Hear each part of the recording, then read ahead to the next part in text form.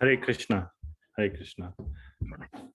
So, welcome to the Saturday evening gathering, and we will be discussing.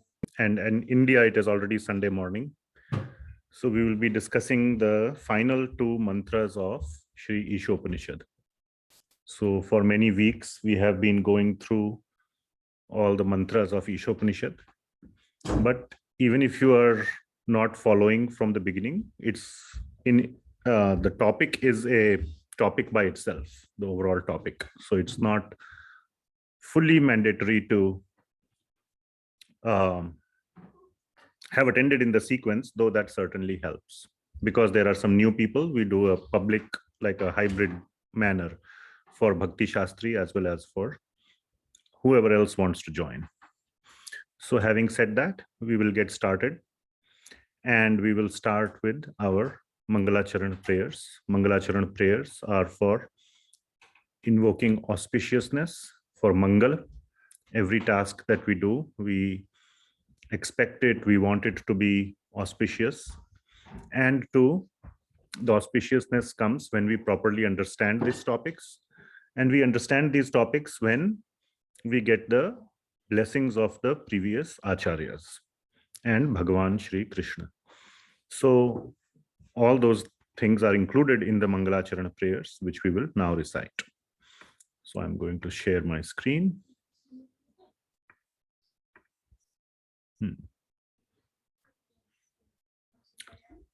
Om Ajnanatimirandhasya Jnananjanashalakaya Chakshurunmilitam Yena Tasmai Shri Gurave Namaha. Śrī Caitanya Manobhishtam Sthapitam Yena Bhutale Swayam Rupah Kada Mahyam Dadati Swapadantikam. Vandeham Shri Guru Shri Yutah Padkamalam Shri Gurun Vaishnavamscha Shri Rupam Sagrajatam Sahagana Raghunathanvitam Tam Sajivam Sadvaitam Savadhutam Parijana Sahitam Krishna Chaitanya Devam Shri Radha Krishna Padan Sahagana Lalita Shri Vishakhan Vitamscha Nama Om Vishnu Padaya Krishna Preshthaya Bhutale Shrimati Bhakti Vedanta Swami Niti Namini Namaste Saraswati Devi Gauravani Pracharine Nirvishesha Shunyavadi Paschatya Deshatarine He Krishna Karuna Sindho Deenabandho Jagatpate Gopesha Gopika Kanta Radha Kanta Namostute Tapta Kanchana Gaurangi Radhe Vrindavaneshwari Vrishabhanu Sute Devi Pranamami Hari Priye Vanchakalpatarubhyascha Kripa Sindhubhya Evacha Patitanam Pavanebhyo Vaishnavebhyo Namo Namaha. Jaya Shri Krishna Chaitanya Prabhu Nityananda Shri Advaita Gadadhar Shrivasadi Gaura Bhakta Vrinda Hare Krishna Krishna Krishna Hare Hare Hare Rama Ram Rama Hare Hare. Srila Prabhupada ki jai. Okay. Now we will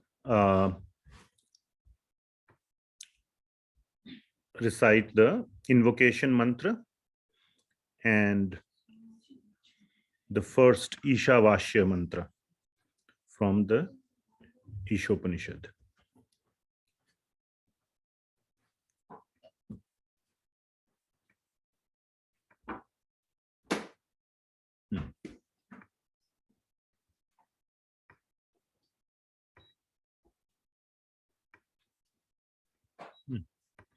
One second.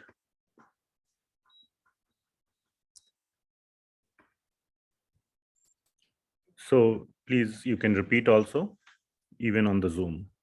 Om Purnamadaha. Om Purnamadaha. Purnat Purnamudachyate. Purnat Purnamudachyate. Purnamadaya. Purnasya Purnamadaya. Purnamevavashishyate. The personality of Godhead is perfect and complete. The personality of Godhead is perfect and complete. And because he is completely perfect, And because he is completely perfect, all emanations from him, such as this phenomenal world, all emanations from him, such as this phenomenal world, are perfectly equipped as complete wholes. are perfectly equipped as complete wholes. Whatever is produced of the complete whole, Whatever is produced of the complete whole, also complete in itself. is also complete in itself.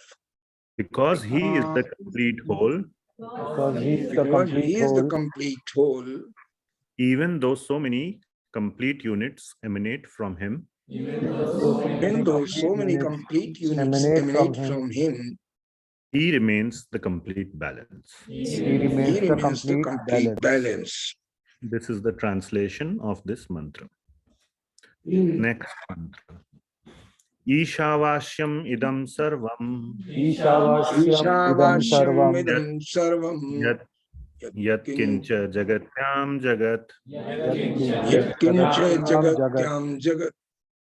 Tena tyaktena bhunjitha. Tena tyaktena bhunjitha. Magridha kasya svidhanam. Magridha kasya svidhanam.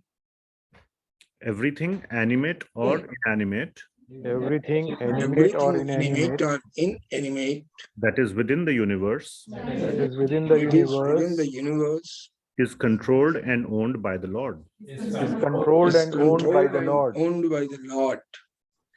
One should therefore accept only those things necessary for himself, which are set aside as his quota. And one should not accept other things, knowing well to whom they belong.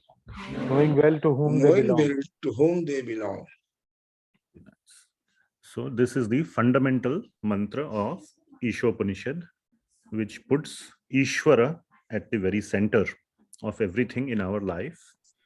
And we should operate in the Ishavasya manner, which means consider everything to be a property of the Lord and only remain within our means. The Lord has allocated his property to all his children, like father gives his property to all his children. It is still the father's property, and the children should not fight over what they have been given by the father. Knowing that the father is the supreme Lord, and whatever he has allocated has been a perfect division, has been perfectly allocated according to what we deserve. So with that understanding, we should operate our lives. So that is the fundamental principle. Now we are going to go into last two mantras. Where is 17? Right here. So today we will be hopefully completing the Īśopaniṣad. It has 18 mantras plus the invocation, so 19 total. And we will discuss 17 and 18 today, number 17 and number 18. So I will recite this mantra number 17. You don't have to recite, and then we will discuss about it. Vayur anilam amritam athedam bhasmantam shariram om kratos smara kritam smara kratos smara kritam smara. So this is the 17th mantra. And as it is written here, so just a few slides ago, we had said that mantras, this is the final section, 15 to 18. And basically, these four mantras, 15, 16, 17, and 18, are prayers for invoking the blessings and mercy of the Lord. So 17 and 18 are also part of the prayer. And the prayer is to the Lord to remember our service to him. Okay, so the prayer is for requesting the Lord. It is a call, a begging calling out to the Lord to remember our seva, whatever we have done. Like we can see here, he's doing seva right now by putting a garland to the Lord. So like this, whatever little seva we do to the Lord throughout our life, at the end of our life, when the life is about to bhasmantam shariram, when the sharira becomes bhasma. What is bhasma? Ashes. So when the sharira becomes ashes, when it finishes, at that time, or is about to finish, at that time we are praying to the Lord to remember our seva for him. So that is the meaning of this verse. The translation is, so here is the translation. Let this temporary body be burnt to ashes. And let the air of life be merged with the totality of air. Now, O my Lord, please remember all my sacrifices. And because you are the ultimate beneficiary, please remember all that I have done for you. Okay. So basically, this is the time of death. And at that time, the devotee of the Lord who has spent his life serving the Lord has done various sacrifices. Service to the Lord is a kind of sacrifice of your personal sense enjoyment. Instead of going to the movie here, for example, all of you are, it's a Saturday evening, you could have gone to a movie in the theater or whatever, but you are sitting here and listening to Katha of the Lord. So that is a sacrifice. So like this, we do throughout the life, we do sacrifices. Some do less, some do more. So at the end, last moment of life, the devotee is praying for the Lord to remember all the sacrifices, to request his blessings, his mercy. We will go deeper into it. Okay. So what are some of the main aspects in this mantra, the main points, or the main, I would say, observations in this mantra? Some of the things we observe. Okay. So maybe I can, now you have all read it, but still we can see. So I will leave this slide here on the screen. What are some of the things you see in this mantra? Just, not like, don't read out lines, but some aspects you observe. Even you can just you don't have to raise your hand, just shout out on the Zoom or in the room quickly. Just some things you see. Body is temporary. Body is temporary. You can say in English, or I don't know what you meant, Prabhuji. Amritam, I heard. Vayu Anilam, also very important part. Bhasmantam Shariram. But what is the aspect? Those are just you are repeating the words from the mantra.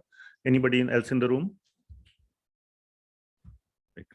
If you are always in remembrance of the Lord, then you will be able to recall those things, those names at the last moment. Otherwise, it will be very difficult to remember him. It's very difficult.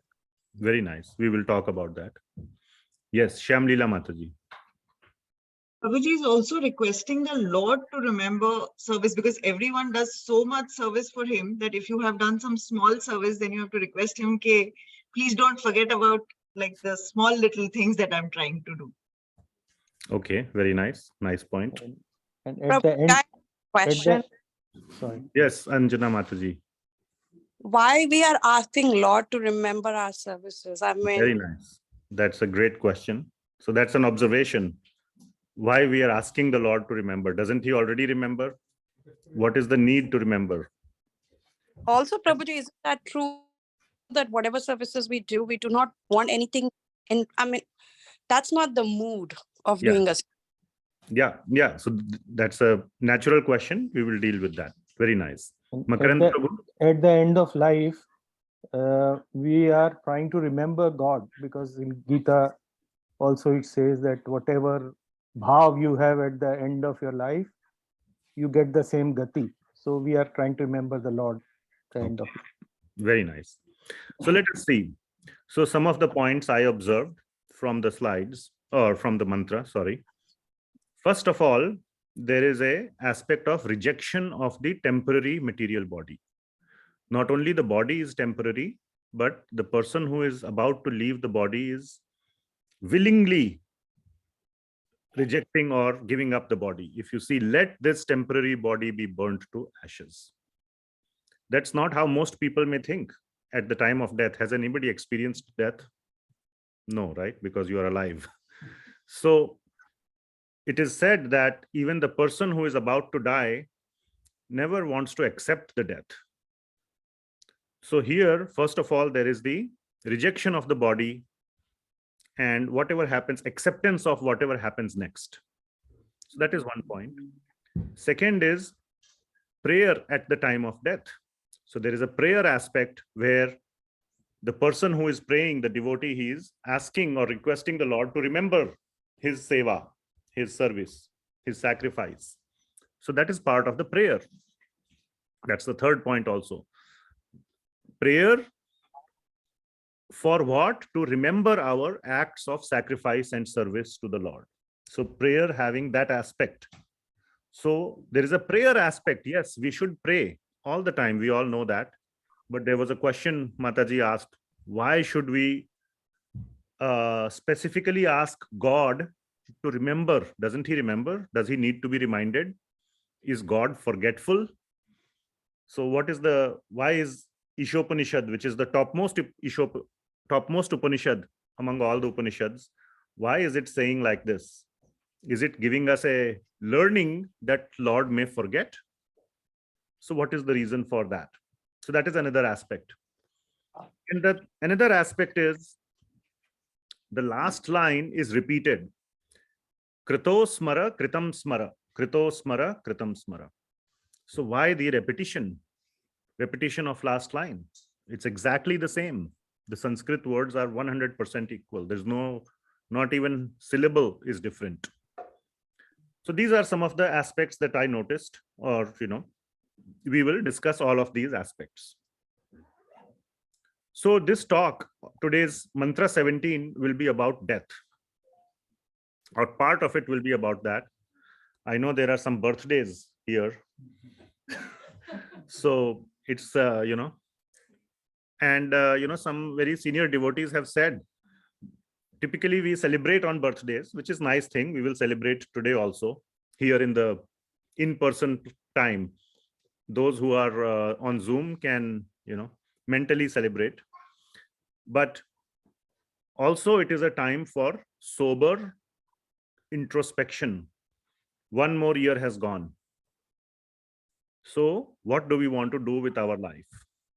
Like this, one year keeps going. And we are coming closer and closer year by year to our last minute, our death. So it is not a bad thing to think about, isn't it? Just like I see so many students here, so many young children, throughout the semester, they think about the final exam, isn't it? Oh, today's topic the teacher is going to teach is important. It may come in the exam. So today I shouldn't miss the class. Today's class is important. If I tell you in the test, Bhakti Shastri test, I will tell all the important questions next Saturday. So nobody will miss that class, correct? So we plan for the final exam. Whatever is important, whatever it is, we do that. So death is our final moment that we can do something about. We have some control over how we act, or what are our thoughts, what is our consciousness at the moment of death. We have some little control, at least. We don't have zero control. We may not have 100% control, but we have some control. Like the batsman, last ball, he has to hit a 6 to win the match. He has some control. It also depends on the bowler, the field, all the things, the pitch, everything there is, but he also has some control. So we have some control. So we will talk about all these topics. These are important topics. So let us go into that. So first thing is, as we said on this particular slide, rejection of the temporary material body. Okay, so body is temporary. That we will not discuss. We have discussed so many times in Bhagavad Gita right from beginning, and everybody knows body is temporary. Even the common man knows body is temporary. Anybody is quite confident that they will never die here? No, right? So body is temporary, but rejection of the body. So the teaching of the Upanishads, like we had said, is at a middle level. It is not. So here I have said Upanishads, and we said this in the very first class also. Upanishads are transition texts from materialism to spirituality, leading to bhakti. So Upanishads, the purpose is to move the common people away from materialism, not so much directly to invest them into direct bhakti. So that comes next. So the main context or the main presentation of the Upanishads is the negative of materialism. If materialism says, just eat, drink, and be merry, just indulge in material sense gratification, the Upanishads will say, don't do that, because it has a lot of problems. So it doesn't say what to do otherwise as much. It says a little bit, gives a hint, but not fully. So similarly, materialistic life, which is karma kanda, just eat, drink, be merry, be happy, is misuse of the body. If you do that too much, even doctors will tell you to limit your, all the misuse of the body we do. The more advanced, economically advanced countries have more medical problems, not of malnutrition, but of overnutrition. So all those things. So the Upanishads are talking about rejecting the body. Bhakti scriptures like Srimad Bhagavatam, Bhagavad Gita will talk about proper utilization of the body. Not reject it, but utilize it properly. So that is one point about why Upanishad is talking about rejection of the body.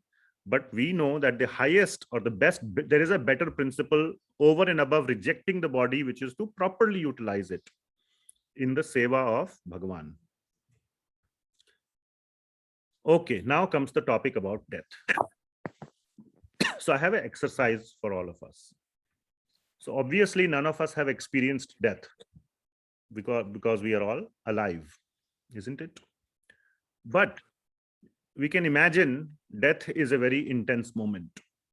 It's not a trip to Disneyland.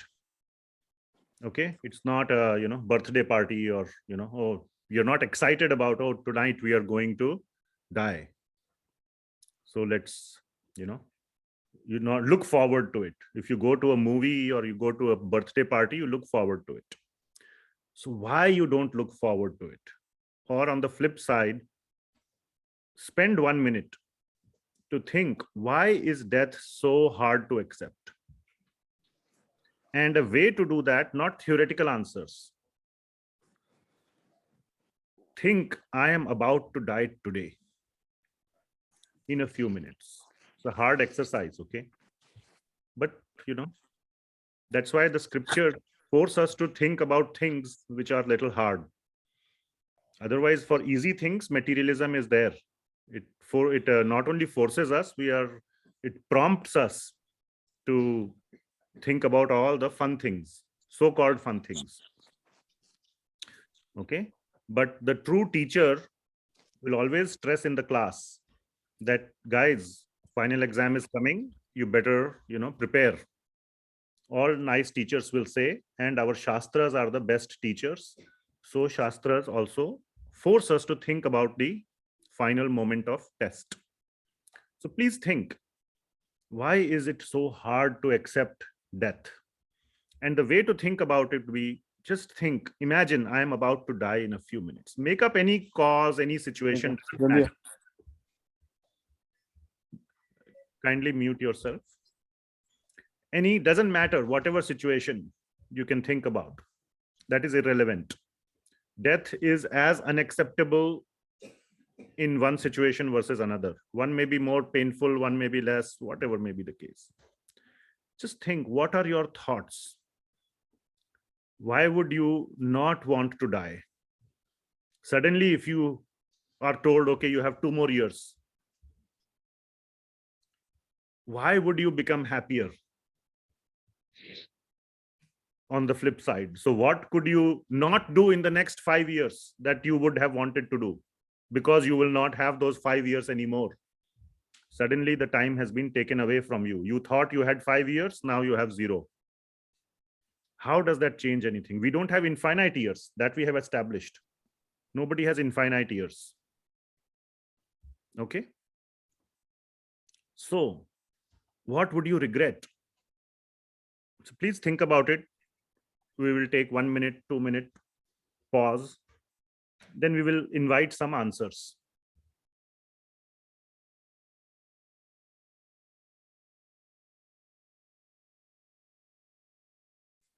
And not theoretical answers, very practical for you. You don't have to share any personal details or anything. Oh, I fought with my wife and then she left me and I wish I could, patch up with her. Please don't share any such personal, specific yet generalized. Take 1 minute and keep your sharing to very brief, just very brief, 20 to 30 seconds, no more.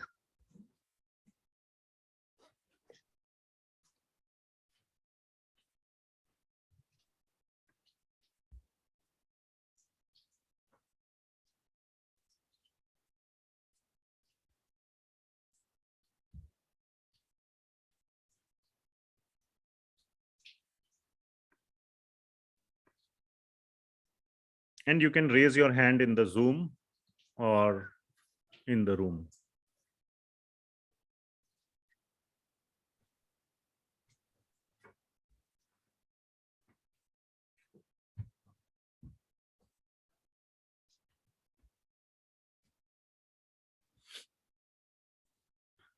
Okay, we will start with Zoom and then we will alternate. So I see Megha Mataji's hand first. Hare Krishna, Prabhuji. Thank you for the opportunity to answer the question. Som is also here, Prabhuji. So yeah, he will. I told him also to answer, but let's see. I'm about to die today in a few minutes. What are your thoughts? So for Prabhuji, for me, the thought would be, if Krishna will take me in the right direction, or will show me the next path, that would be my thoughts. Why would you not want to die? All these are, by the way, just a single question. You don't have to answer all of them. Just treat it as one big question. Just share whatever. Okay. Nutshell. Yeah. So I prepared it like that, Prabhuji, my answer. Go ahead. Yeah. Why would you not want to die? So, I would not want to die because, right now, the situation will be probably my child, I have a young child. I have some responsibilities. And if you would ask me, when I'm older, probably hopefully I will not have any, attachments, Prabhuji. And then what would you regret? I think knowing, attending classes and having some knowledge, both of us, I don't think we will have any regrets, Prabhuji. So, you want to add anything? This is your opportunity. So, Prabhuji, I think the core reason might be why it's so hard. It's because it means it's a permanent separation from loved ones, right? So, if it would have been from whom? From loved ones. Loved ones. From loved ones, right? So, had it been like temporary, like just going to a trip or something, then yeah, you don't find it hard. But this is going to be like permanent, right? So, I think that's the core reason probably why everyone feels it's so hard. All right, very nice. Then in the room, yes, Prabhuji. Answer, sorry. As two people live close to each other, they develop some sort of love affinity. Similarly, the body and the soul, once they live together for 60, 70, 50, or whatever is the age of a person, they develop a love the soul develops a love with the body and it doesn't want to leave. This is in my opinion, or in my thinking, this is the reason the body, the soul is still with the body and the body is not functioning. So it becomes difficult. Thank you. Thank you so much. Your good name, Prabhuji? I'm Umesh Mathur. Umesh from Mathur. Allahabad. Allahabad. Very nice. Prayag. Hare Krishna, Prabhuji. Prabhuji, if you can repeat their answer so we can hear that. Thank you. Yeah, their answer was that the soul develops affection with the body. So Prabhuji I have seen him for the first time. So that's not quite accurate from what we understand from Shastra, but the answer is welcome. Thank you. Okay. Then we have, I think the Zoom orders the hands in the order. And at some place, Makarand Prabhu raised his physical hand in the camera. So we will go to you next. But Kiru Karan Prabhu? Hare Krishna. I only had two thoughts. Yes. What will happen to my family? And what will happen to all the materialistic things that I accumulated so far? Okay, very nice. Then thank you. Thank you so much. There's no right or wrong answer. It's about introspection, and hearing from each other may spark some thoughts in your minds for your own self as well. So we'll go to Makarand Prabhu and then to you. We don't know what it is. Makarand, you have to unmute. Yeah, I want to say three things. First is that there is a fear of the unknown. I've never died before, so I don't know how dying is. So there is a fear of the unknown. Second is the still concern about myself and me or mera, means I and mine. I'm still concerned about I and mine. And third is, and that is falling under the regret that I have some unfulfilled things, and especially the spiritual journey is unfulfilled, not complete. So maybe I could have done better. Very nice. Thank you. Thank you, Prabhuji. Okay, Shiv Prabhu here. And the thought that comes to my mind is like, as we just said in the beginning of the class, and we also believe that the Supreme Lord Krishna is the father of all of us. So the first thought that comes to my mind is like, I'll be overjoyed that I'm going to be submersed in the lotus feet of my Gopal. That thought will definitely be one of my prime thoughts. Okay. Of course, what Prabhuji just answered, that there will be a difficult scenario where the soul feels attachment to the body. This thing. Material body, all the loved ones. But this feeling, this thought is going to give me the strength to overcome that. To overcome all this. So for those in the Zoom, okay, sorry, go ahead. That's all. 2 points Prabhuji mentioned. One is the same thing, the separation of the body from the soul and from the loved ones. And the second thing, which is more important, he said, is but the fact that we are going to the Lord, hopefully. So there is a hope there that we are on the right path. Very nice. Okay, we will continue here. Anjana Mataji. Hare Krishna Prabhuji. So, I mean, I feel that it's the attachment to the body and to the family, which creates the fear in our mind, which kind of like, scares us about the death. And the regret that I would have is definitely I could have done much more in my spiritual life. I could have focused more. So, I mean, at the death, that would be one of the regrets for sure. Very nice. Thank you for sharing, Mataji. Thank you. Okay, Ramakant Prabhu.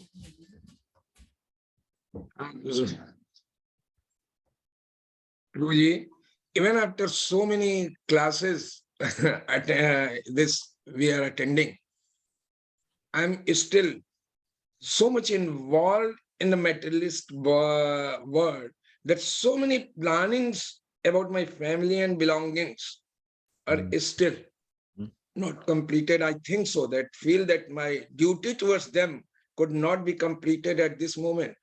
So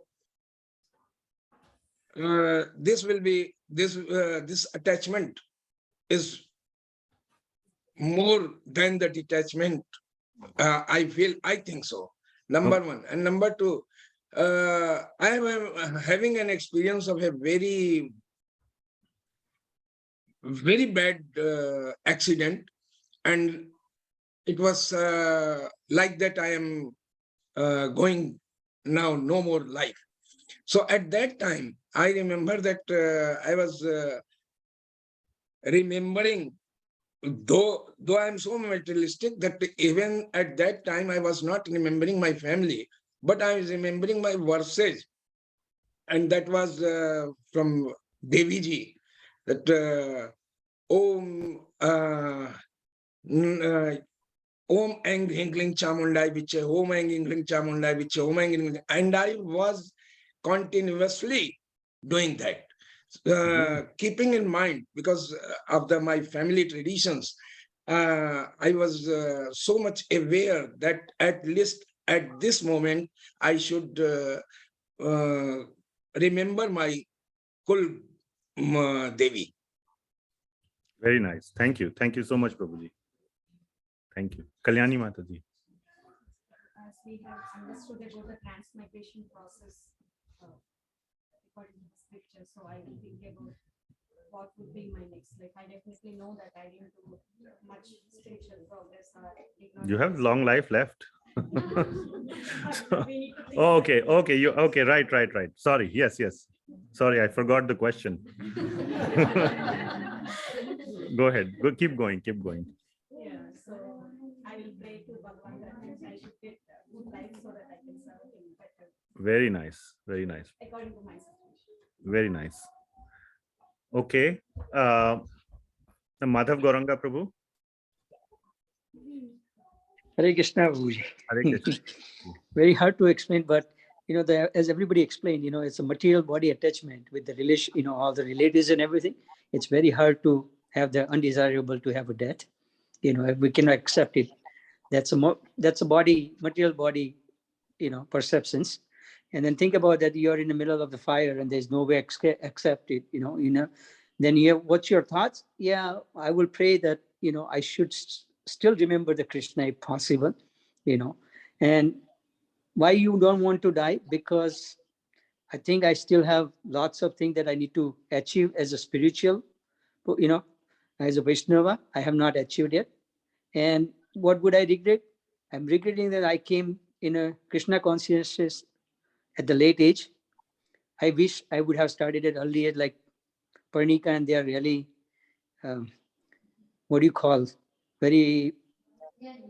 they started very young age, and it's Sarvasakti Mataji's blessing that, they have got the Parnika in this. So she can understand by the 18, she will understand everything, Prabhuji, that.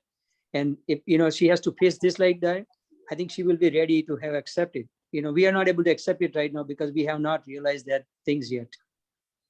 Very nice. Thank you, Prabhuji. And surely you have given a wonderful upbringing to dear Tulsi as well. Thank you for sharing. Niru Mataji. Hare Krishna, Prabhuji. I don't think, at least I don't think that it will be hard to accept. It has to happen, so it can happen might well as today. The only thing that I will be broken is that my daughter will be very disturbed if I die today. Otherwise, I don't have anything in my heart to think of it. The only regret I have is that I have not done the spiritual journey. I started with the spiritual journey very late, just about a year back. So that will be the only regret, that I will get into another bodily life. I don't know what kind of body I will get in my next life. So I wasted my human life not to progress spiritually. All right. Very nice. Thank you for sharing, Mataji. Thank you. Shyamlila Mataji. Hare Krishna, Prabhuji. So it would be undesirable and hard to accept. I have like a 2-layer realization actually. So the first thing is that the mam and aham attachment to my loved ones. Also, there is a fear that it'll be painful because I mean, I don't know, that's just a fear. But my regret on the first level would be not spending enough time with my family. But on the second level, my regret is I've been attending Gita classes for so long, and still to think of Bhagwan was number 3 on the list, which seems very painful to me, even in a simulated situation that I can't even go there first is, I mean, it is a regret even today. Very nice, very nicely put. Thank you so much. Thank you, Prabhuji. Okay, last one. We will go with 108, 108. Okay. Yeah, Prabhuji, Hare Krishna. God will know everything, Prabhuji, which has to do and which person has to do this thing and some service and good or bad and everything. We cannot avoid that death. At any time it will come. We cannot avoid that. That is the main point. And we should not afraid for that point, for that incident. Some our beloved lovers are going sometimes, and we are very upset, getting upset, and we will think God is doing this. That's like some people, but that is not good, Prabhuji. And God knows until which everybody can do something in this world. For that only God created us. This is the, especially like you, Prabhuji, you are doing very, very good. That's why we are also following that. And God will very appreciate for that. That is the main point. We have to follow that God, what He has given us. That is the main privilege. Thank you so much. Thank you for sharing. Hare Krishna. Okay. Madhav Goranga, did you have any, Prabhuji, do you have anything else, or your hand? I have to remove my hands too. Sure. Thank you. Okay, thank you. Thank you so much, everybody, for sharing. I will lower the hand here. Okay, very nice. All right, thank you. Thank you for sharing. So mainly, what many of you shared can be categorized into 2 buckets. The one bucket is lot of you said family, mainly family, being separated from loved ones. That was one big bucket. And the other big bucket was not a regret about not making enough spiritual progress in this life while we had the chance. Okay. I have one good news for all of you. Actually, 2 good news. First of all, this was just a simulation. So it's like a dream, bad dream. But when you get up, sometimes it's a bad dream, you feel so thankful, has it happened? Phew, it was just a dream. Maybe you missed a flight, missed the train. For my bad dream is like in India, you get down on the station to drink water from the thing, and when you look back, the train is it has left. So that is my sort of nightmare. Anyway, and then you get up, open the eyes, you feel that, oh, everything is fine. My train has not left. I have not, whatever. That's good news number 1. And the second good news is going to come soon. So first of all, this is a simulation. Please take back whatever you thought and use it as we don't do this exercise very often. How many of you have done similar exercise in last 1 year? Anyone? In last 1 year? Nobody is raising their hand. I have done it, Prabhuji. Okay, so 1 out of maybe 50 people have done. I have one question. You have done, okay. Not a similar question, but Different.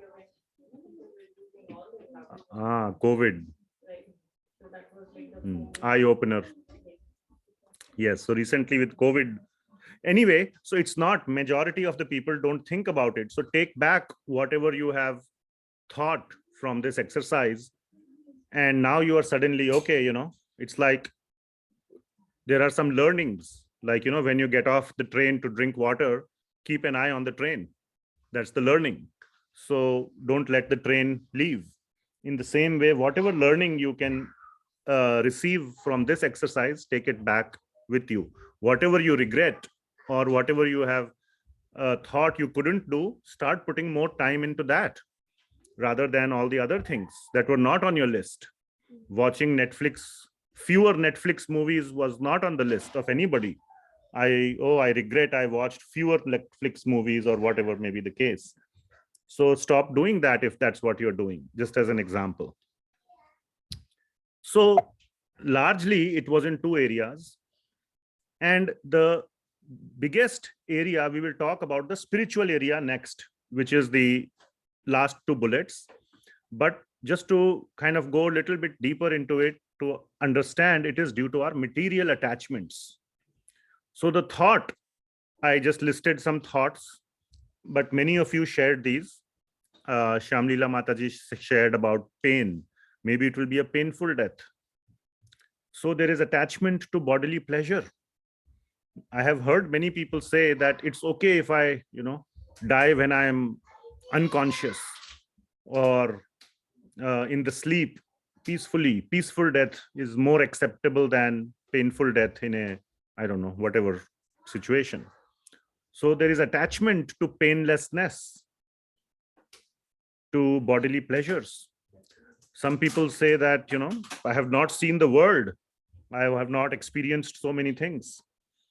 So there is attachment to seeing, and it will never be enough. The point is that on the right-hand side are our attachments. They will never be enough. There will always be more wanting. Somebody said, I think Neeru Mataji said, I cannot tolerate my daughter being sad. Would there be any age at which you die when your daughter will be less sad? No. Love doesn't know the age. So the sadness will be there at whatever age. It's because of the love. So not being able to, see my family, be near my family, not being a good son, good father, things that you have lost the time on. Personal accomplishment, somebody said reading books. I myself feel that. That's one of the things I would have shared. I have a huge library in my house. Every room is a library. And I have only read 10% of those books. So when will I read the remaining 90%, which I have accumulated? So that would be a regret. So anyway, the point is, it is because of our material attachments. Material attachments to material things which will not be there in the next life. So assumption here is that everybody knows about next life. Bhagavad Gita talks about it right in the beginning. So if we replace, now we come to the spiritual regrets. Oh, I cannot make spiritual progress. Replace material, first of all, replacing material attachments with spiritual attachments. And we will see how to do that in the next few slides. But if the attachment is spiritual, which many of you shared, then that's no problem. That is no problem at all. From Bhagavad Gita, now one of the people shared, it is uncertain. Death is uncertain. I think somebody shared that. We don't know what will happen. So yes, the attachment is the attachment is to certainty. We all want certainty, isn't it? We want the stock market to always go up.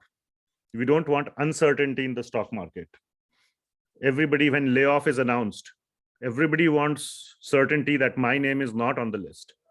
And if they say next month we will tell you who is getting laid off, that 1 month is very stressful because of the uncertainty. Oh, is my name on the list or it is not on the list? Right, like that. So that inability to deal with uncertainty or the attachment to certainty or predictability in life. We all know life is not predictable. Even our family members are sometimes not predictable, what to speak of others. So if the regret is about making spiritual progress, it is no problem. From Bhagavad Gita, we know that our spiritual journey continues in the next life. 6th chapter, verse numbers 41 to 45. Very, very powerful verses. So if you have seriously made some spiritual progress, Bhagavad Gita says that the next life, guaranteed, you will be given a chance to continue your spiritual progress. So either in the next life, you will reach the destination, which is moksha or vaikuntha or goloka, whatever you have been aiming for. So then that's great. No problem. Death is like, you got the gold medal. You prepared for the test. You gave the test and you got the prize. So that's great. Or you will make forward progress towards the next destination. So what's the problem? Okay, so that was how it was meant to be. So that is the second good news. The death is no problem in that case at all. And somebody mentioned the small children like Parnika and Tulsi and others. They must have definitely made spiritual progress in the past life. And here also there are many. That is why they got birth in devotee families and they are continuing their journey. It's a long journey. So if in spiritual life also we expect everything, that with little work we should get a lot of output, then that is our attachment to, what you call, low investment and high return. Spiritual life also, we have to put our effort and the return will come, but it is always a forward progress. We cannot expect overnight returns even in our spiritual journey. So it will take time. Spiritual journey takes time, and we can be happy that we are making forward progress. And it is not that we have to go through 10,000 lives of being a cat or a dog or a tree or a fish. Human life to human life to human life, forward progress, forward progress, forward progress. And we are making so that death is no problem. From the Bhagavad Gita, we understand that. So then the question becomes about this red bullet, how to replace material attachments with spiritual attachments. So let us talk about that quickly. The answer is very simple. Many times we use the word by practice or by training. So I have put those words and cut them out. I feel I have some better words, at least to me, they make more sense. By lifelong engagement and absorption. Actually, the Sanskrit words like abhyas doesn't just mean practice. It certainly starts with training and practice, but it means lifelong absorption and engagement. Are you following? It starts with practice, but then, like we give the example of driving, that is an action that we do every day and we are very expert in it. Especially those who drive in India are even more expert. They can navigate through all kinds of situations. Even on a traffic jam, they can find the way and reach the destination on time. So it starts with practice, but after some time, it just becomes your second nature. Okay, all those who are expert drivers, they cannot be called as on a training program. They are absorbed in it. They are engaging in that activity. So it starts with practice. I have a small example to give. Arranged marriage. Isn't it? How many of you, if you want to reveal here, had arranged marriage? Okay, very nice. Okay, very nice. I don't want to. But if you see that, I mean, an arranged marriage, obviously the opposite here is love marriage, which means that in arranged marriage, there is no initial aspect of any attraction, attachment, or love. It starts with more or less a stranger.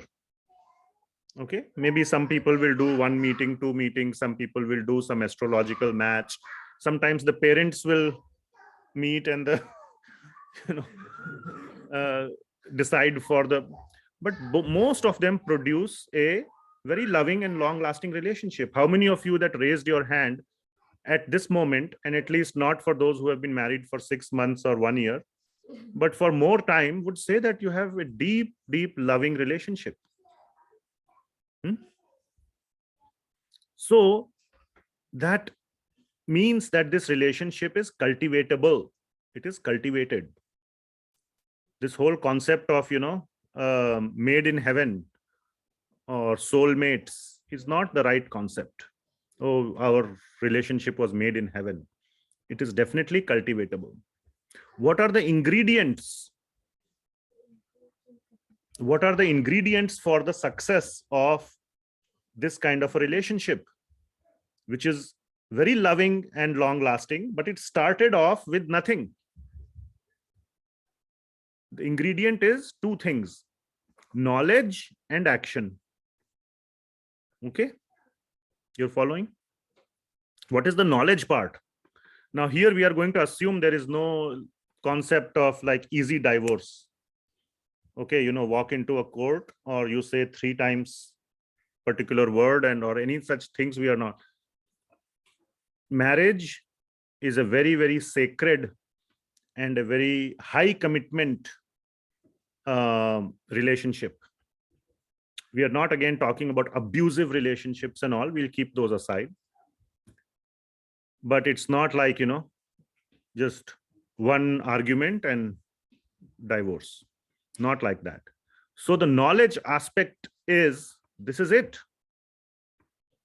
Both parties start with this concept. This is it. It's not like a 5-year deal. In a contract, company contract, you write down all these things.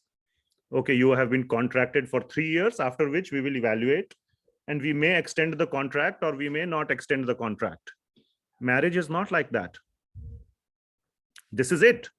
There is no other option. There is no other option. So the point is, either you make it successful or you suffer.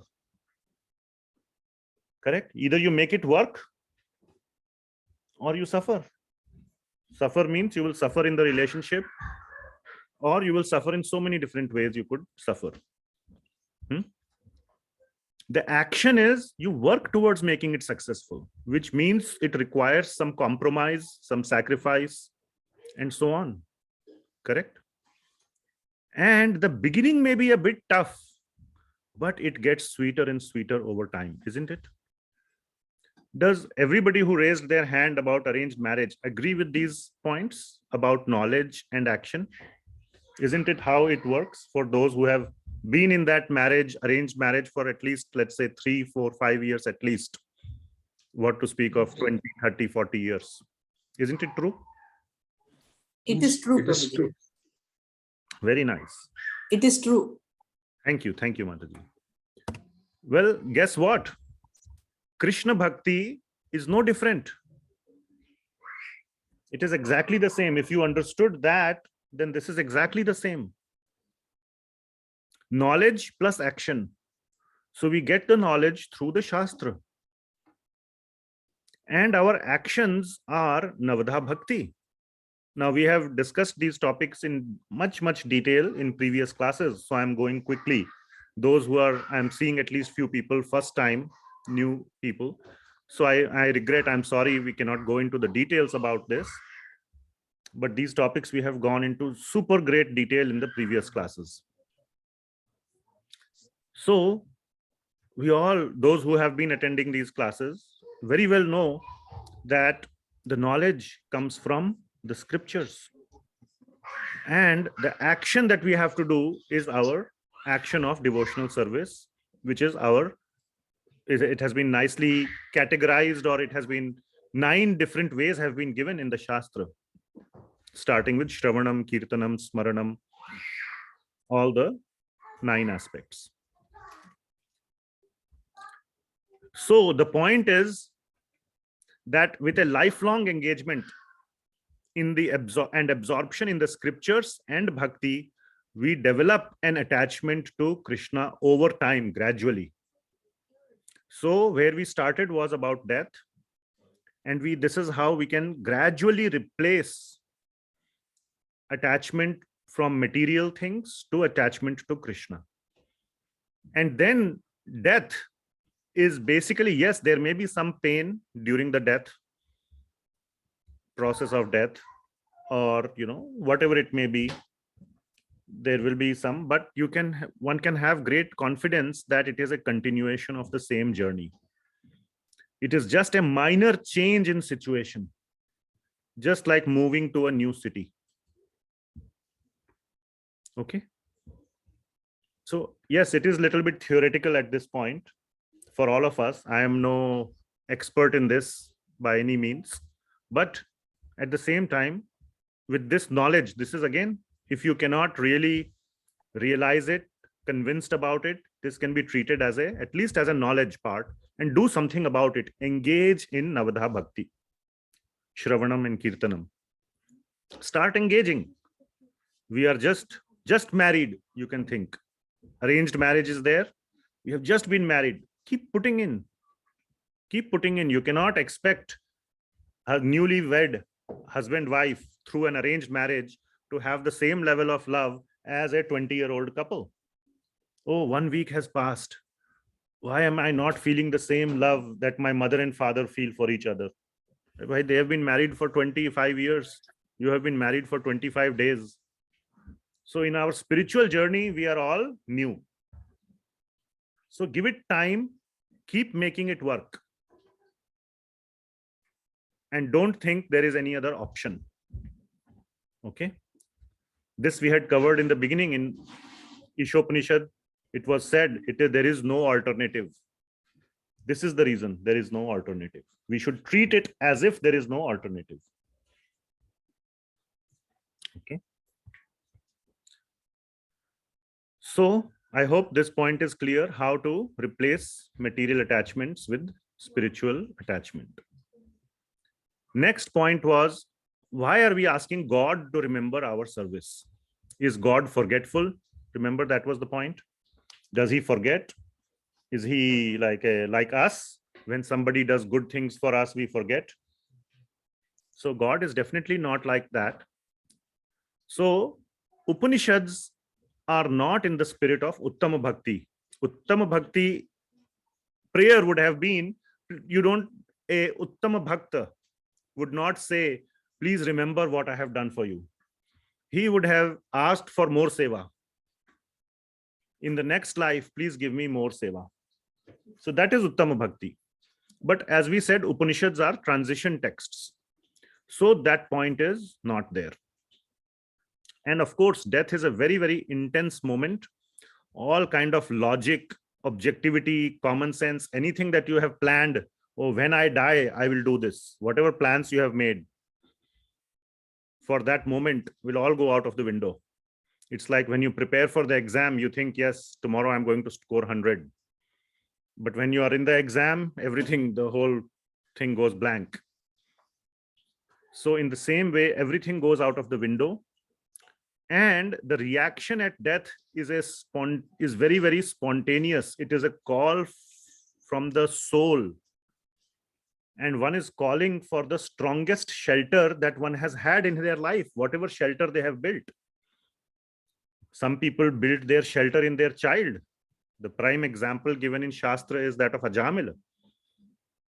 He had a young boy whom he was deeply in love, very affectionate to him. So at his last moment, all he could remember was the name of the boy. That happened to be the name of Narayan, and he got saved. That's a different story. So if we have spent a life in service to God, if that has been our primary engagement and absorption throughout the life, then that makes our service our strongest shelter. Okay. And in that intense moment, it may not be possible to call out for anything else, but that's okay. It's not the topmost ideal to ask the Lord to remember what we have done for him, but the Lord will overlook that minor gap. Okay. Even I would say lesser examples are there in Bhagavatam, like Gajendra. He prayed to the Lord because he was in distress with the crocodile. Or Dhruva Maharaj, little boy Dhruva, he was praying to get a big kingdom. But the Lord overlooks those things. They both went to Vaikuntha.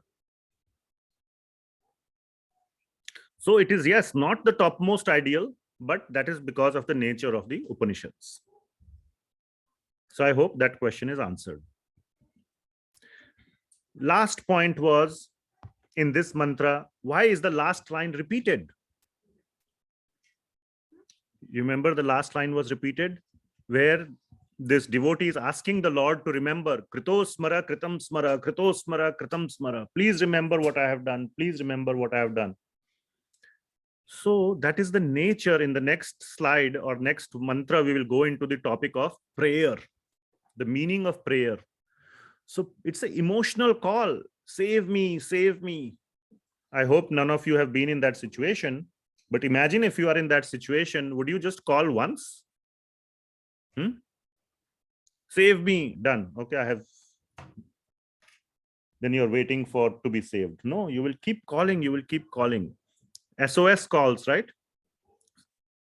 In Navy, we have SOS messages. They're constantly sent, not once. Okay.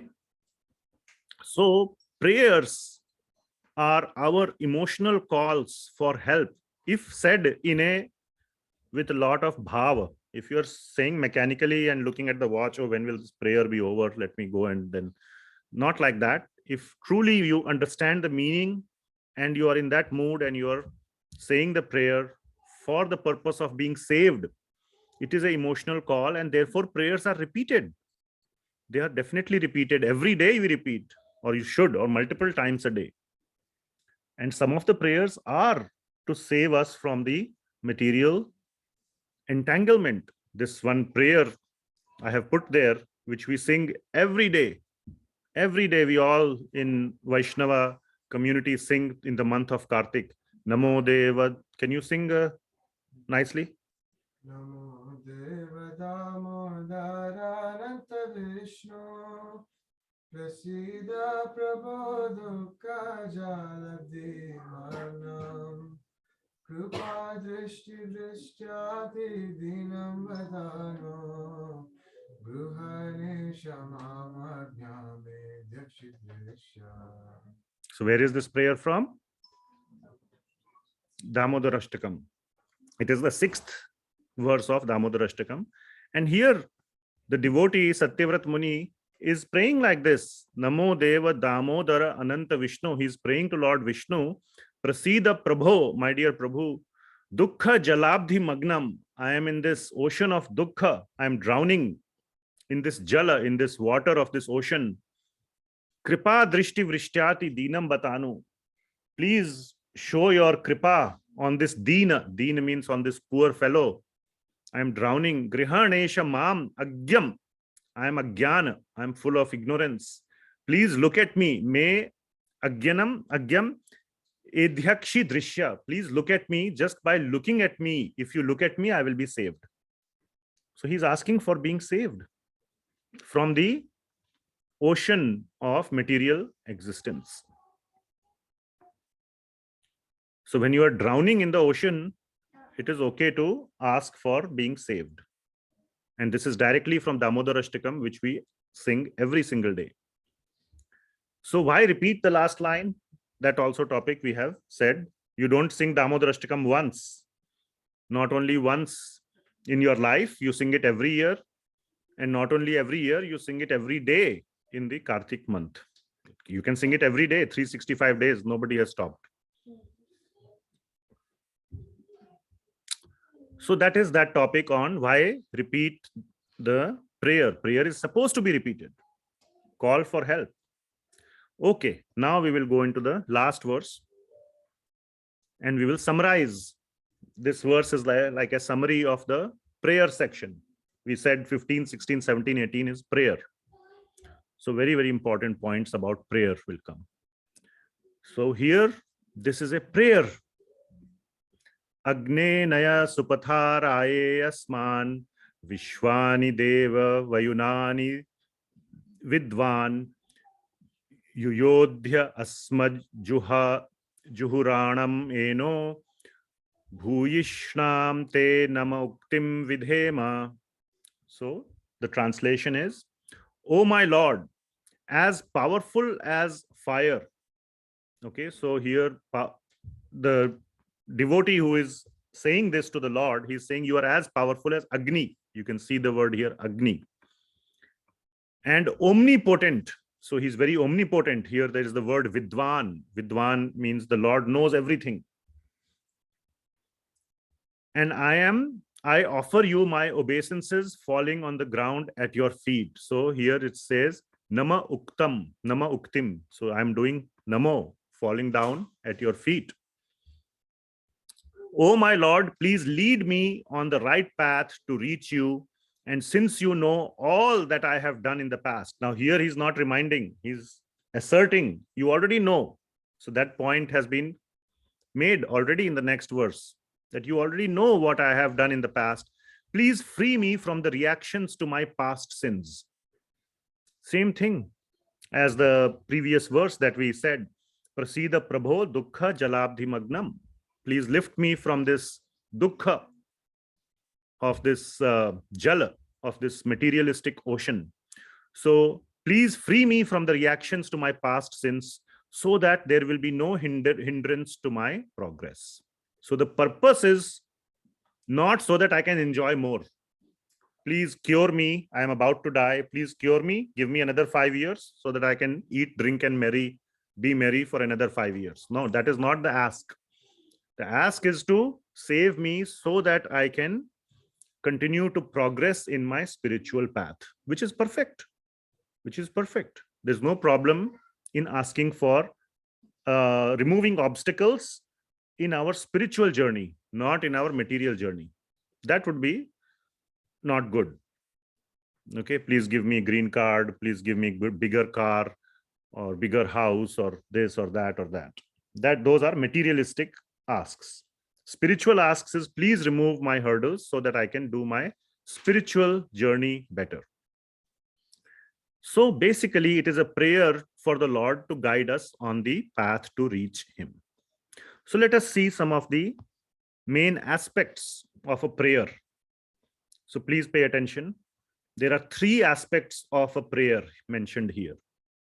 So first it was the devotee was saying, oh, powerful Lord. Powerful means that powerful as fire, Agni, right? And you are omniscient. You know everything. You know all my sins, everything you know about me. So you know all my vices. You are Vidwan. That was the word that was used. So that is glorification of the Lord. So a perfect prayer, so that 18th mantra is a perfect prayer. It has glorification of the Lord. 1 point. Okay. Next point is a call for help. What are those next 2 points? Please remove or burn. That's why he is referring to the Lord as Agni, because Agni burns. So please burn all my obstacles on my path. And what are the main obstacles in the path? My own sinful past reactions, my karma. So please remove those past obstacles. So that's a request. Please do something. Okay. Another point is, please lead me on the right path. Naya supatharaye, path, supath, not durpath. Supath means on the right path. Path means path. So please lead me on the path towards you. Okay. And what is the devotee doing in return for that? To receive that blessing or that thing? He is simply, what can you do? You cannot give anything to God. He already has everything. So all that you can give is your gratitude, is your surrender. I offer you my namaha. So I offer you my obeisances. Namaha uktim. So there is surrender in the prayer. So there are 3 components in the prayer. glorification, call for help, and surrender. So all these are there in this mantra. So what does a prayer do? Very important.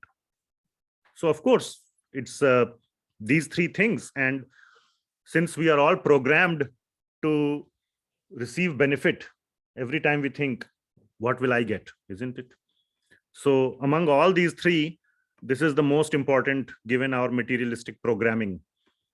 What is in it for me? Okay. So anyway, what is the power of the prayer? So what is in it? What is there in the prayer? So that's a very important point. Let us understand that. How we can pray with more bhava.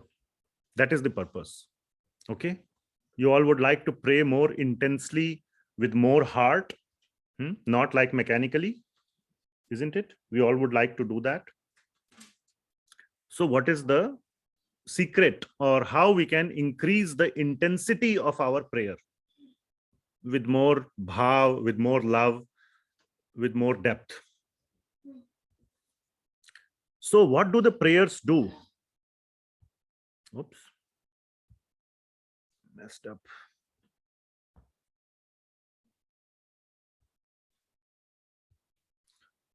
So the prayers, as you can see, invoke the Lord's mercy. The Lord's mercy, his blessings, his mercy, his kripa is already there, but we are invoking. Sometimes we would say that, the mother runs to the child who is crying first. It's not like she loves the other children less. But if one particular child is crying, the mother runs first, isn't it? So Lord is also like our father, our mother. If we are crying, the more we are crying, the more, we are demanding the Lord's attention. Okay, so it invokes the Lord's kripa. The more important thing is when the mother comes to the crying child, right? That is a reciprocation of the mother to the child. Then the child becomes happy. Oh, mother came to me. Maybe the child was faking it just so that the mother should come to me first rather than to my brother or sister. Whatever may be the case, mother is very, very kind-hearted. Similarly, God is very kind-hearted. So the child feels happy. Yes, she responded to my call. So there is reciprocation. So when that reciprocation is sensed by the devotee, then, that's a good thing. We will see what happens by that reciprocation. So the reciprocation of the Lord, what does it increase? Would any of you like to just shout out one word, one or two words? Faith, more faith. More faith, very nice. Bhakti. It increases our bhakti. Okay, but that is the main topic. So little bit more Happiness. dissected. Confidence. Confidence, faith, very nicely. Very nice. Love, all those are nice points. So yes, so I have written down some things. It increases, as I have written, many of you said, faith or confidence in the process of bhakti. So how do you invoke the Lord's mercy? By doing the process of bhakti. That is the process. One of the process of bhakti is vandanam. Vandana means prayer. There are other things also. It's not like vandana is the only one. Any of the processes of bhakti are equally potent. It's not like one of those 9 is better than the remaining 8. All are equal. So any of them you do. So it increases, that is known as the process of bhakti. Navadha bhakti is the process of bhakti. So it increases our confidence in the process basically. This works. This thing works. Okay. And it increases our desire to connect with the Lord more deeply, because we invoke the mercy of the Lord when everything else, usually when everything else has failed. So that means he can do things which nobody else could do, or which I could not do based on my own strength. So it increases the desire to connect with the Lord deeply. Wow. This is, very nice. and it increases our desire to absorb in Navadha Bhakti. It decreases something as well. What does it decrease? Worries. Very nice, very nice. Worries. In fact, that is one of the questions in the homework. Material desires, Fear of death, Prabhuji. fear of death. Very nice. All those points are very valid.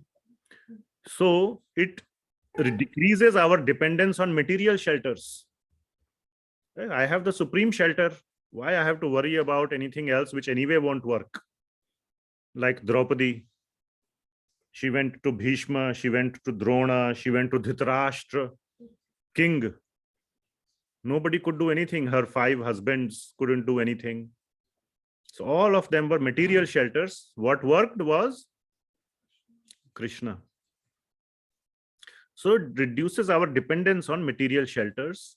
It reduces or decreases our hankering for these objects of sense gratification. And most importantly, it reduces our anxiety about material situations. Somebody said, what was said? Worries. Isn't it? So basically, the prayer deepens our relationship with the Lord, which is all that bhakti is all about. Bhakti is about deepening our relationship with Bhagavan. So prayer is a very nice way to do that, if done with bhava. And the Lord reciprocates. So how is the Lord reciprocating? By removing obstacles. I think this is the last slide. Yes. So 3 things he is already doing, even without asking, without our asking specifically, by presenting the topmost shastras to us in an easy and simple way. Those of you who are attending Bhagavad Gita classes, or even if you read Bhagavad Gita, which has been written or translations provided by Srila Prabhupada, it is so easy. It just reads like a novel or a fiction book, or like a easy book. If you just, I say to people that when you're first time, if you're reading Bhagavad Gita as it is, only read the translations. Within maybe 2-3 hours, you can finish the whole Bhagavad Gita. You may not understand it all, but one thing that happened to me when I did that, it read like a story. I was like, yeah, that makes sense. I thought Bhagavad Gita is hard. If this is Bhagavad Gita, then I can do something about it. I can, try to understand it more. If this is it, then I felt confident. And it is like that because Krishna has given Bhagavad Gita, Bhagavatam in a very simple way. And then he brings sadhus and gurus to us so that we can understand it better. He has already made it easy, like 2 + 2 = 4. Very easy. Still, the child may need a teacher to teach 2 + 2 = 4. Because we are so dumb, like a small child, cannot add 2 + 2. So then he has to show 2 apples plus 2 apples. Now you see 4 apples. Okay, now we understand. Plus we clarify, they help us to clarify our doubts. So many doubts will be there because we have been in this material world for such a long time. We'll have all these doubts. And internally, so the first 2 are external, the Shastra and Guru and Sadhu are external, and internally as Paramatma, he guides us. So he's already doing all these things already. And by actually reciprocating in highly personal and unimaginable ways. I can tell you in my own life, I cannot tell you all the details, very personal details. How Bhagwan has, if you sincerely are, if you pray, if you ask, he will give you a indication that he is there. He has your back. Okay.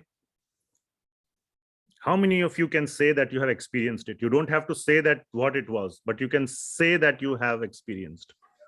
I have experienced, Prabhuji. Very nice. In the room, almost everybody is raising their hand. I have experience. Very nice. Very nice. So as you can see, none of, so many people cannot be lying or cannot be in some kind of hallucination or illusion. 1 maybe or 2 maybe in an illusion. But how can so many people be under some illusion?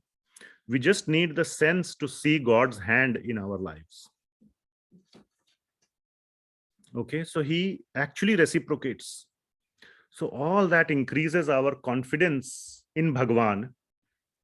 And when it increases our confidence in his existence and his presence, then we should find out more about what he has to say.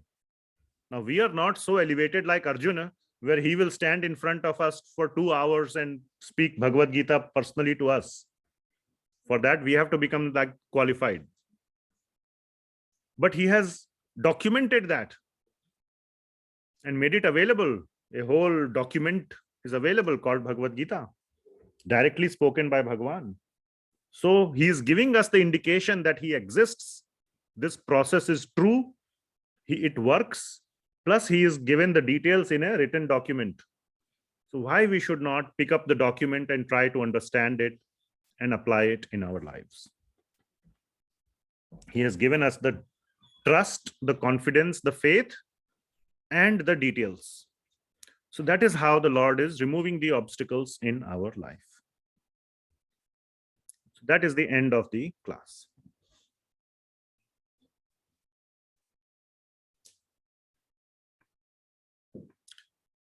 Okay, any questions?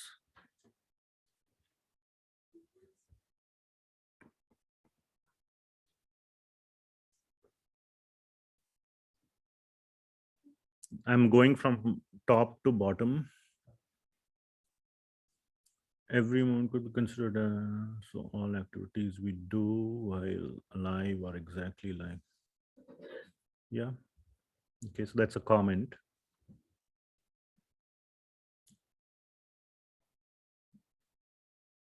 Okay, there's a question, it seems. Is there a quantifiable how much bhakti or what bhakti would be acceptable to Krishna, like passing marks? I think Krishna is the judge, but just want to ask if there are references to this in Shastra. So,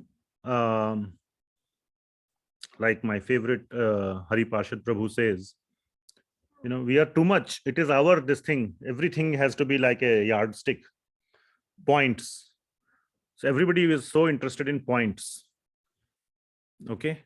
So unless there is a point scale, 100 points, even you go to the doctor, how many times you go to the doctor, they ask you how much is the pain on a scale of 0 to 10.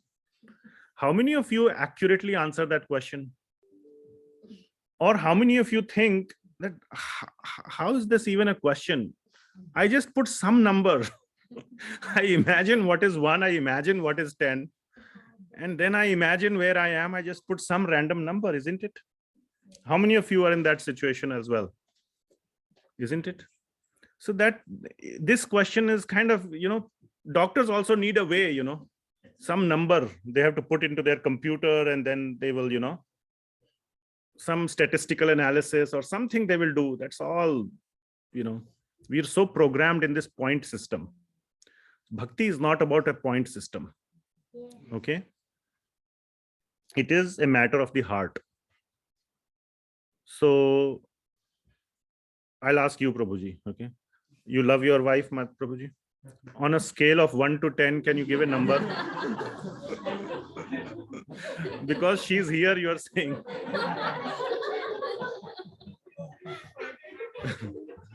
Anyway, can you see that is a meaningless, you cannot put a number to these things, isn't it?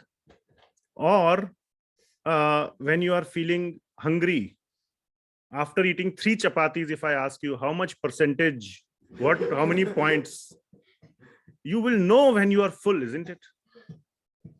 You know when you are full, you will feel satisfied. Okay. So that satisfaction will come and you will know that, yes, I am making good progress in my bhakti. Now, a couple of things you can measure, which is that you can measure your detachment from material things. You can measure your detachment to your material friends and attachment to spiritual topics, spiritual items. You can see Now, on a practical side, I always tell for many people who, I get to talk to, keep a journal, keep writing down in the journal, private journal, not to show to anybody except yourself. At a very general level, not every day also, maybe every month or every week. What truly from your heart, what your spiritual practice has been like this week or this month. Just a small half, 3 lines. You don't have to write an essay. And keep writing that. And once in a while, review it once a year. You will get an idea. Oh, what is happening in my spiritual life? There's no point scale, but these are things that you can do to see whether you are. And more than that, it helps when the going gets tough. There will be a point in time in our spiritual journey where we will feel that, oh, why is God doing like this? Why am I suffering? There will still be suffering. Even the Pandavas had suffering, too much suffering, went to the forest and all those things. So suffering may be there. Then you can look at your journal and see that you have made so much progress also. Maybe this suffering is a little bit of a test or a required process of making progress. Like in the military, you might have seen some movies about commandos. To become you have to, tough commando, sometimes you have to go through some very harsh exercises. Sometimes, you'll come out of it like a cocoon to a butterfly. So I hope that answers the question. Yes, Prabhuji, very nicely said. Thank you very much. Okay. Anything else? Yes. So this materialistic world, right, where all more or less accepted norm is that your success is measured by the material possessions you have. By the size of your bank balance. Size of your bank balance. Yes, your title. Where we see many times I feel like we need the arts help to bring that spiritual path in front of us. And that sometimes becomes very difficult, particularly the time when you look at time, how much one is spending just because of the way he is being measured in this world. Okay. So Start. that spiritual journey. Start small. You don't have to like, if you want a gold medal, if you start looking at the whole journey or 10 years, I have to prepare to win this match, then you may get discouraged. So start small. Okay. Start reading Bhagavad Gita, understanding Bhagavad Gita. It's very simple. That should be the starting point. And start making small, like you may see a millionaire. Every millionaire, not somebody who has inherited it, will say, I started with $100. Overnight, it cannot become million. The best way to become millionaire is by time. Read any book by Warren Buffett. The best way to increase this one is by time. Give it time. But keep invested. If you take your money out, it will not grow. So similarly, be invested in this process and give it time. Don't break the journey. Okay. Yes, Neeru Mataji, you have your hand raised. And that will be the last question. And then we will end the class. Yeah, Prabhuji, small question in the prayers. Is it important that we fix a time and we do the prayers in a timely manner, or we can do any time? If the situation demands that you can not do it at a fixed time, then that is fine. Do it at any time. Anytime. Okay. But if from your heart, your discipline or your punctuality itself is a matter of seva, then try to maintain that. You pick the standard and then try to stick to that standard. So like I said, S cubed, you remember S cubed? Yeah. What is S cubed? Serious, Sincere. Sincere. And the last one is the answer to this question. Steady. Steady. So steady. So serious bhakti, sincere bhakti, and steady bhakti. Steady means steady. How do you define steady? You write down the definition of what you want steady to be. But you follow it then yourself. That should be the starting point. So you say, I will do prayer every day, regardless of the time. You write that down. And then you follow it. Now you are yourself not putting the time. You are just putting the fact, I will do it every day. Try to follow that. After 1 year of consistently doing it, if your heart says, no, I must increase it, then you can say, I will do it every day in the morning before 8 o'clock. So like that, you can try whatever works for you. Steadiness means consistency according to your own criteria. Okay. Thank you. So bhakti is very nice, very simple. It's not like a doctor's prescription. You have to do this, this, this. You define your own prescription. But yes, if you define a more higher standard, you will progress faster. But so that's why, like one of my another favorite Chaitanya Charan Prabhu says, there is what is it called? Comfort zone, stretch zone, and panic zone, like a rubber band. You cannot just leave it like a dhila dhala in a comfort zone. Little bit stretched is nice. So go out of your comfort zone, but don't stretch it so far. I will get up every day at 4 o'clock in the morning and, do my prayer. You do it for 3 days and then, push. So that is called you stretched it too much. Okay. You know yourself best. Krishna knows you also even better than you know yourself, but those are the only two people who know you best. So do what works for you.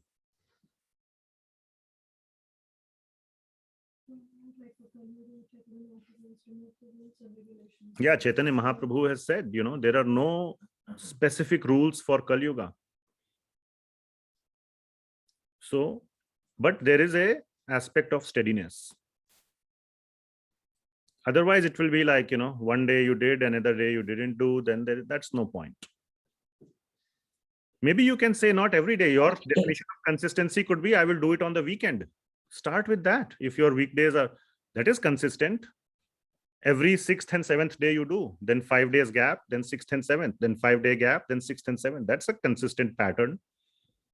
If you show it to a mathematician, he will say, yes, I can see a pattern there, a consistent pattern, like a sine wave. Okay.